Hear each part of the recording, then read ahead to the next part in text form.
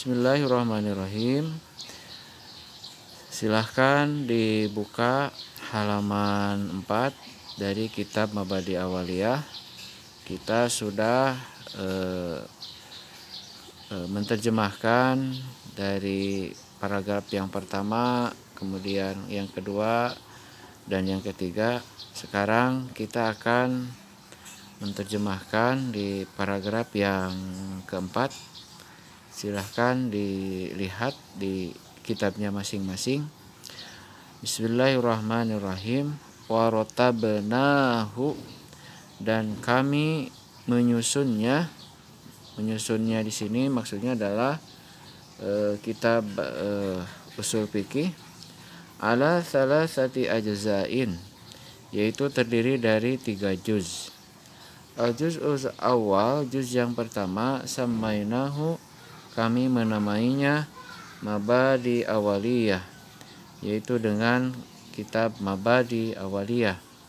Wasani, dan yang kedua, samainahu, kami menamainya As-Sulam, yaitu dengan nama As-Sulam, kitab As-Sulam. Wasalis, dan yang ketiga, samainahu, kami menamainya Al-Bayan, yaitu kitab Al-Bayan. Jadi kitab kitab usul fikih ini terdiri dari 3 juz. Yang pertama kitabnya bernama Mabadi Awaliyah. Juz yang kedua yaitu bernama As-Sulam, dan juz yang ketiga namanya adalah Al-Bayan. Biasanya untuk tingkat sanawiyah yaitu Mabadi Awaliyah dulu sampai kelas 3 sanawiyah. Kemudian nanti di Mu'alimin itu akan dibahas kitab As-Sulam dan juga kitab Al-Bayan. Jadi selama belajar di pesantren, jika terus sampai tingkat Mu'alimin, maka 3 kitab tersebut akan dibahas ya.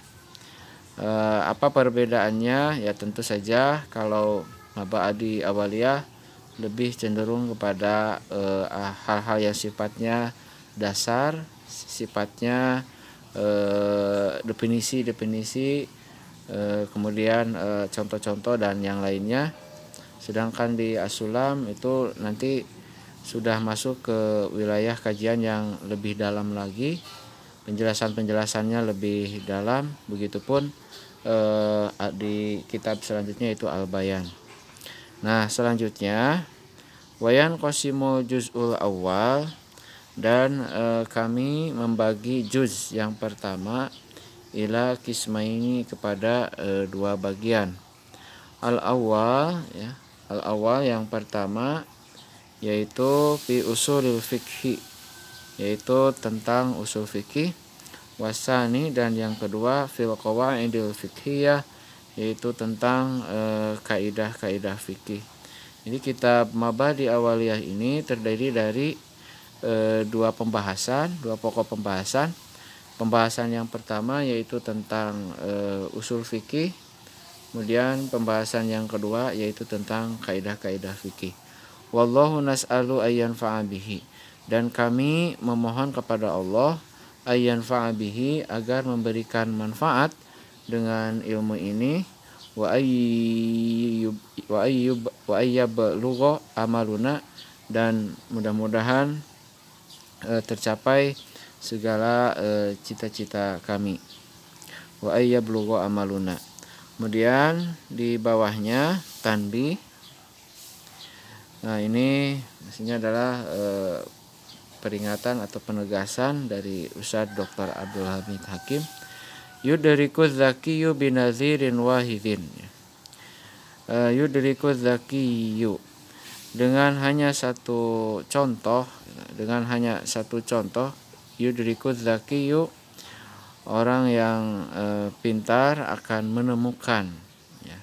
Orang yang pintar, orang yang mahir akan menemukan binazirin wahidin, dengan satu contoh, ma la yudrikuhul ghabiyyu, yang tidak akan ditemukan oleh orang-orang yang bodoh, bi alfi syahidin, meskipun diberi dengan 1000 contoh. Sekali lagi, yudriku dzakiyu binadhirin wahidin. Orang yang pintar itu, orang yang cerdas itu, dia akan menemukan binadhirin wahidin, meskipun hanya diberi satu contoh, ma la yudrikuhul ghabiyyu, yang tidak akan ditemukan oleh orang yang bodoh, bi alfi syahidin, meskipun dia diberi 1000 contoh. Maksudnya nanti di pembahasan mabadi awaliyah atau kaidah-kaidahnya nanti akan banyak contoh-contoh dari kaidah. Misalkan al aslu fil amri lil wujub, asal dalam perintah menunjukkan wajib, maka nanti di bawahnya itu banyak sekali contoh-contoh perintah, contoh-contoh dalil ayat-ayat Al-Qur'an yang menunjukkan dalam perintah. Nah, diberikan misalkan satu contoh wa aqimus shalah, dirikanlah oleh kamu sholat. Maka orang yang cerdas, orang yang pintar, meskipun hanya diberi satu contoh, dia akan menemukan itu maksud dari kaidah-kaidah tersebut yang dibarengi dengan contoh-contoh tersebut. Dibandingkan dengan orang yang memang kurang cerdas, ya, meskipun diberi dengan berbagai macam contoh, karena memang tidak bisa paham dan tidak bisa menemukan, maka tetap saja dia tidak paham. Nah, oleh karena itu mudah-mudahan kita menjadi orang-orang yang cerdas, orang-orang yang pintar, sehingga hanya dengan satu kali penjelasan misalkan atau satu kali contoh kita semua bisa memahaminya. Nah, demikian untuk pertemuan kali ini, mudah-mudahan kita bisa memahaminya.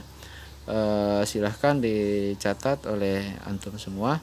Mudah-mudahan kita senantiasa diberi kelancaran dalam melakukan atau dalam belajar selama masa pandemi COVID ini.